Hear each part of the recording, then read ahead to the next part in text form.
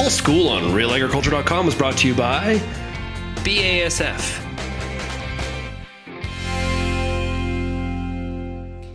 Hey, Kara Oosterhuis here with RealAgriculture.com. I am here today with Allison Friesen, who is the Technical Marketing Manager for Seed Treatments, Inoculants, and Insecticides with BASF, and we are here to talk all things inoculants headed into your 2020 pulse growing season. How's it going today?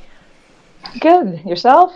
Great. So we're looking, I guess, it was a difficult harvest. It was a tough year for 2019, and now we're headed into all sorts of difficulties going into 2020.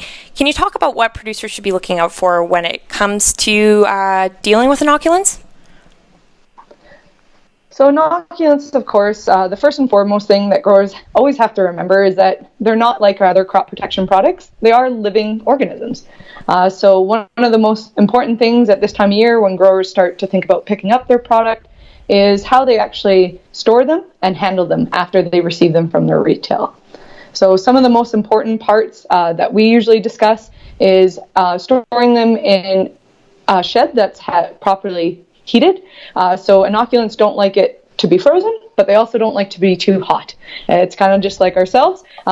Depending on the product itself, it kind of likes to be in that 0 to 20 degrees Celsius, but definitely looking at your labels and making sure you're storing that appropriately. Because they are living organisms, they also need space to breathe. So not stacking them is really important because that can create compaction and limit how the air flows through some of that packaging, because there does have to be some airflow through there. Also not storing it close to the side of a shed, which can have temperature differences as well as limit that airflow, are all really important.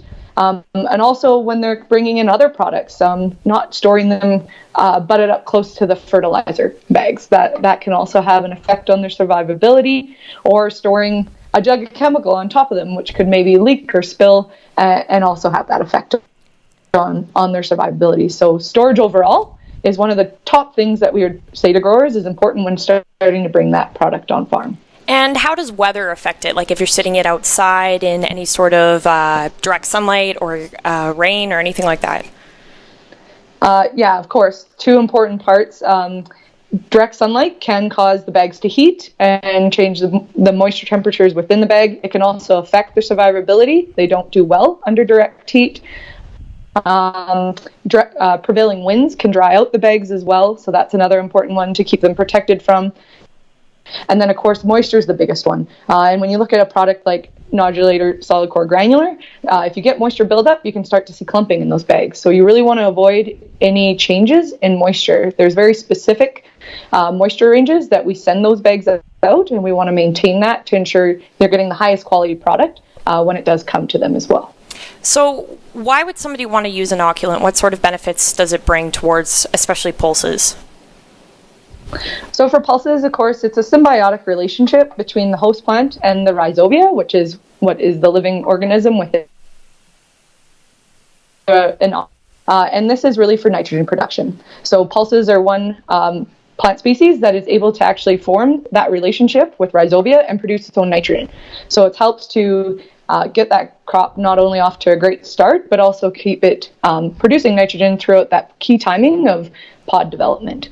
So not every crop can do this, but it's also an economic aspect for growers. So it's one that they don't have to add in their own nitrogen source early in the season, because these do have the capability of producing it themselves.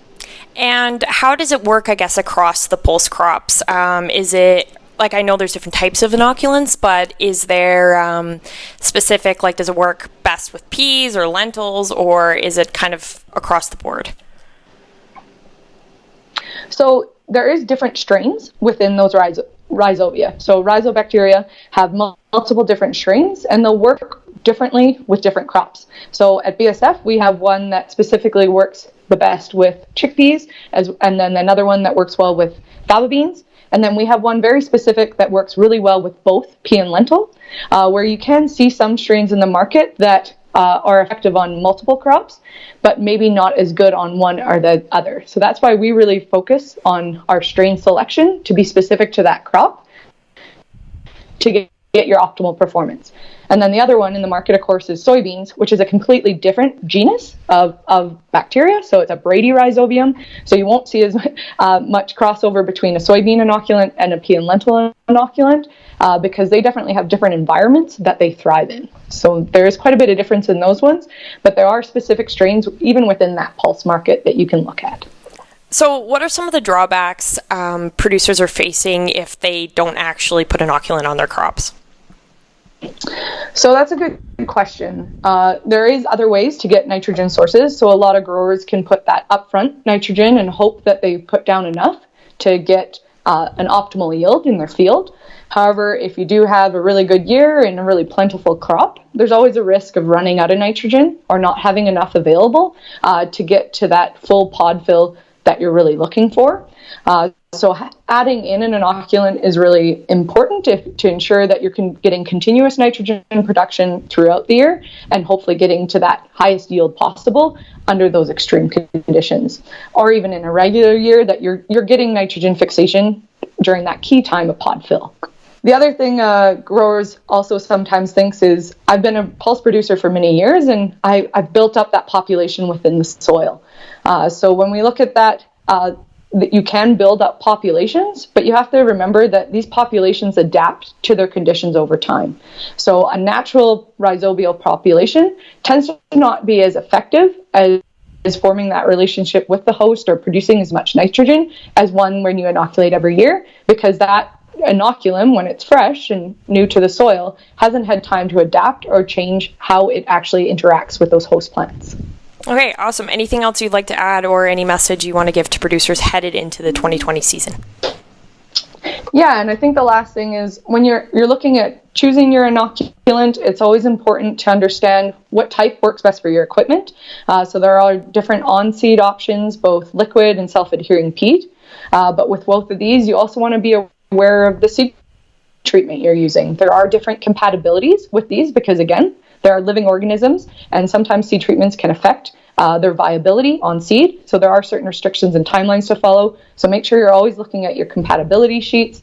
And then if you are able to use something like an in-furrow product, understanding the rollers and the settings that you need to calibrate and ensure you're putting down the right rate for your crop is really important as well.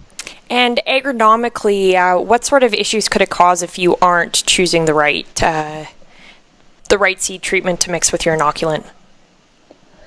So when you do choose a seed treatment that may have caustic effects on your rhizobia, so you can also lose that viability. So our ultimate goal with our recommendations is to make sure you're getting the optimal number of rhizobia per seed within the time that it's been on seed into ground. So a good example of this is if a liquid seed treatment only has a 2 to 4 hour lifespan with that seed treatment on seed, it's recommended that if all of a sudden you get a rain delay or that and aren't able to seed that day, that you actually re-inoculate. Because let's say it's a full day before you're able to get back in the field, a lot of that rhizobia will start to die off, and then you're not getting the optimal populations. So it's really important to follow those restrictions, not only from a timeline for the seed treatment and the inoculum, but also understanding when things which always happen, like weather delays or equipment breakdowns, that prolonged time on seed slowly starts to reduce those populations of rhizobia. Okay, awesome. Thank you very much, Allison. All right, thank you.